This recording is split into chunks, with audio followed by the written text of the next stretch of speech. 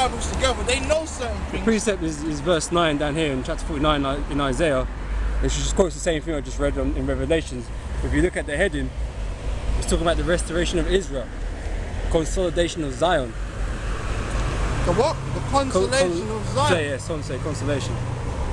Who are we being consoled with? We're being consoled with the Most High. Because we transgressed the covenant, man. And the Most High moved contrary to us. So Yahushua brought back peace between Israel and the Most High. That's why we're called, that's why Yahushua is called the Prince of Peace. Because he brought peace between Israel and the Most High again. He was a mediator of a new covenant, man. Right? So that shows you right there, man, that the scholars know. They know what we're saying is the truth, but they lie to you people out there. And you're too simple to listen and see the truth. Yeah. If you don't receive it. Right? Carry on to 17. Revelation 7:17. The Lamb which is in the midst of the throne shall feed them, and shall lead them unto living fountains of water, and God shall wipe away all the tears from their eyes. Okay. Wipe away all the tears from our eyes, right? Let's get the precepts on that. See if that's talking about a bunch of Hamites and some Edomites, you know, that fell over and bumped his knee and was crying or some shit. In fact, when you go into the Apocrypha, who was the woman that was crying in the Apocrypha for her children? It was Israel.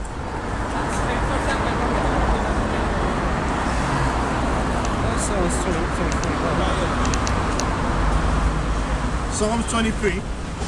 No, that's the whole chapter. They're saying Psalms 23, which is about Israel. What's that? John 10 and 11. Isaiah 25 and 8. Get that one.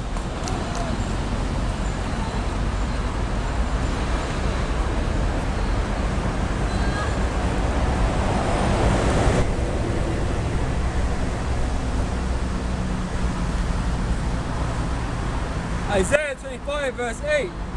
He will swallow up death in victory, and the Lord God will wipe away tears from off all their faces, and rebuke of his people shall he take away from off all the earth. The Lord of who? His people. Which is Israel. You see what I mean? There you go. So that's all talking about Israel, man. And that's why they put that precept in there, because they know. They know.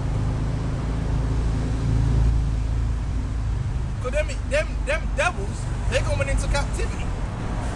Them other nations, they're going to start crying, man. If they ain't already started crying already. Well, it tells you in Revelation, chapter 1, man, they're going to wail, man. Oh, get that. Them other nations, they're going to start crying when the Lord comes. That's when the crying is really going to start. But you know what a man does when he goes into slavery?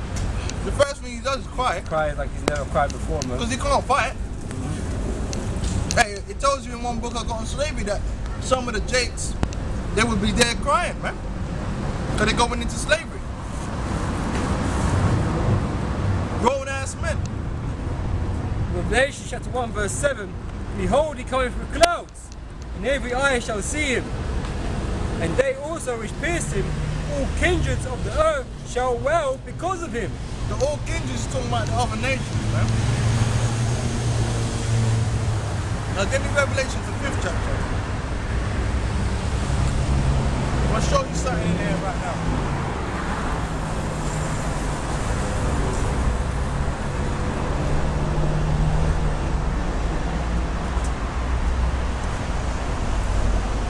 Start from the 9th verse. Alright, it's Revelation chapter 5 verse 9. And they sung a new song, saying, Thou art worthy to take the book and to open the seals thereof. For thou wast slain, and hast redeemed us to God by thy blood out of every kindred, and tongue, and people, and nation. That's talking about Israel, man. Give me Isaiah in the 11th chapter. And 11. That's talking about Israel. Because Israel was scattered among all the nations, man. And it's already prophesied the Lord's going to take us out of every nation. It's in the scriptures, man. So what's your people's problem? After that, give me Amos 9 and I believe it's 9 as well.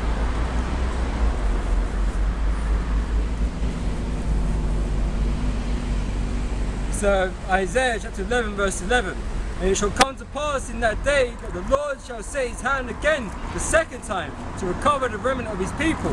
Right. So those people that were saved from out of every nation were the remnant of his people, which is Israelites. Go on.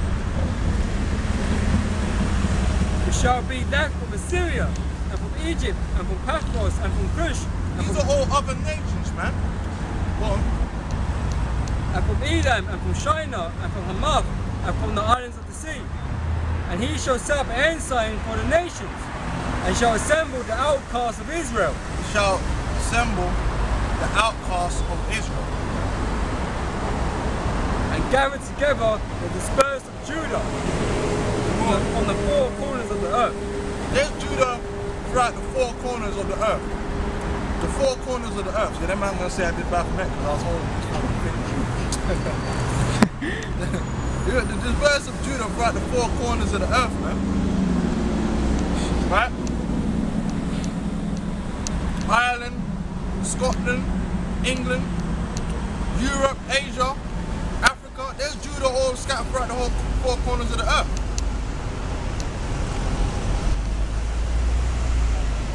It's Amos chapter 9 verse 9.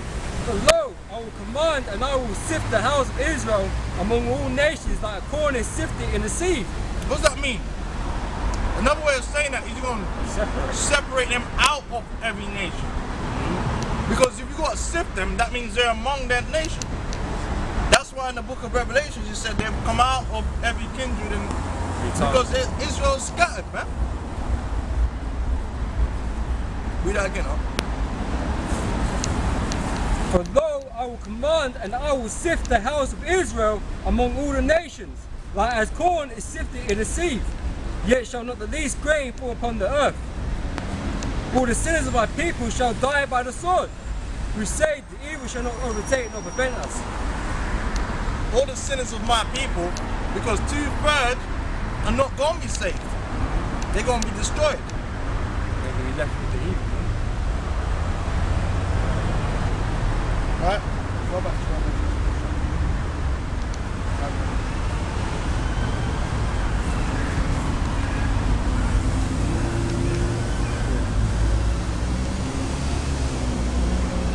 Alright, Revelation 5 verse 10. And has made us unto our God kings and priests. Again, a promise made unto Israel. So the Most High kept his promises, man. Them other nations are not going to be no kings and no priests, man. That's nowhere in the scriptures, man. I was never promised. Okay? He promised them slavery. And we shall reign on the earth. Over who? Over who? Can you reign in an empty room? Who are they gonna reign over? Give me say Revelations 2 and 2 and 24. We're gonna reign over the other nations, man. Because didn't we already read the Lord said that the other nations is gonna be our inheritance? It's Revelation chapter 2 verse 25. But that which ye have already hold fast till I come, and he that overcometh and keepeth my works unto the end, to him will I give power over the nations. That's racist. You just mentioned race. Right there is ethnos, man. All the ethnic groups of the earth.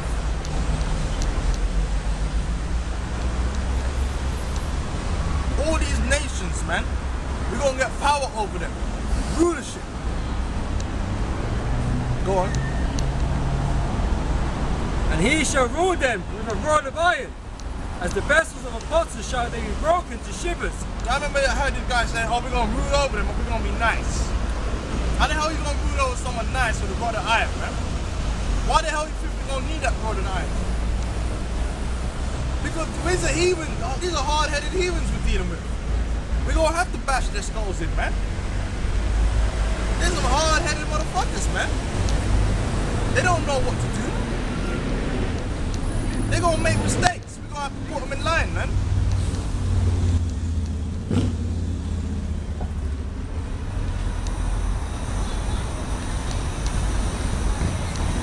Is that it? Yeah, that's enough. More on that.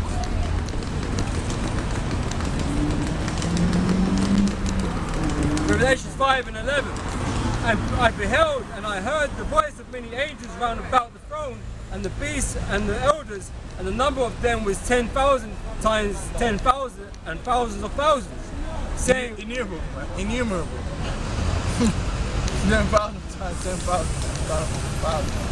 Innumerable, man. saying with a loud voice, worthy is the Lamb that was slain to receive power and riches and wisdom and strength and honor and glory and blessing.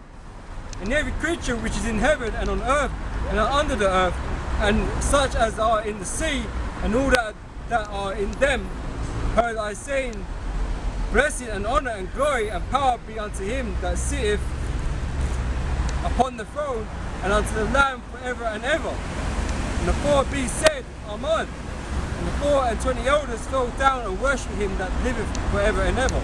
Right. Now give me Isaiah the 61st chapter, man. Because we're in a time of restoration, man. These are good times for Israel. It's not good times for 2/3 of Israel. But in a way, As a whole. you know, it had to come to an end sometime. But they're going to be in the kingdom anyway. But it's definitely not going to be a good time for you other nations. This is the time of the heathen. This is your time. And it ain't your time to shine either, man. This is your time to get, you know, dealt with. I'm going to read it from the top, right? Alright, so Isaiah from 61, chapter 61. See, I love Isaiah, man, because Isaiah is powerful, man. Isaiah did a lot of prophesying about Israel, man, redemption, you know? It's powerful stuff. Jeremiah did a lot of cursing out, man. Jeremiah laid down a whole heap of judgment. I'm not saying Isaiah didn't, but Jeremiah laid down a whole heap of judgment, man. From that 31st chapter go on, man, it just bared judgment. Nation after nation was just getting railed on, man. Damn. Isaiah 61 from verse 1. The Spirit of the Lord God is upon me, because the Lord hath anointed me to preach good tidings unto the meek. He hath sent me to bind up the brokenhearted, to proclaim liberty to the captives. Who's the captives, man? Who are the captives? We're the captives, man. But guess what, man? 2/3 of our people, they're not the meek, man. They're proud, man. Here it is, they've been downtrodden for 500 years, and they still act proud, man. Oh, man. You know what I'm saying, man? These jakes are proud. That's why they walk around London doing what they want to do, man. And you can't tell them nothing, man. Only the white man can tell them something. You know, they want to walk around selling drugs in the neighborhoods, killing each other, sleeping with their brethren's girl, doing all manner of wickedness because they're proud. The Lord's not dealing with them, man. And they're gonna find out when that martial law is declared. See, that's when all the games stop, innit?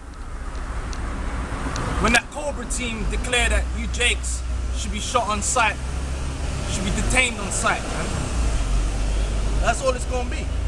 Go on, read on. See, this is only for the meek.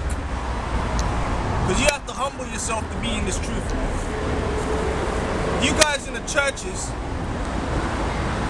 you're not meek, man. You're not humble. You want to be somebody, man. That's why you want a big career. You talk to these Christians, man. They ain't talking about the kingdom of heaven. They ain't trying to talk about the kingdom of heaven. What they're talking about is going to university and getting a good job and getting rich. They got the pride of life. They don't want to be poor and downtrodden to reap the things which are of heaven, man.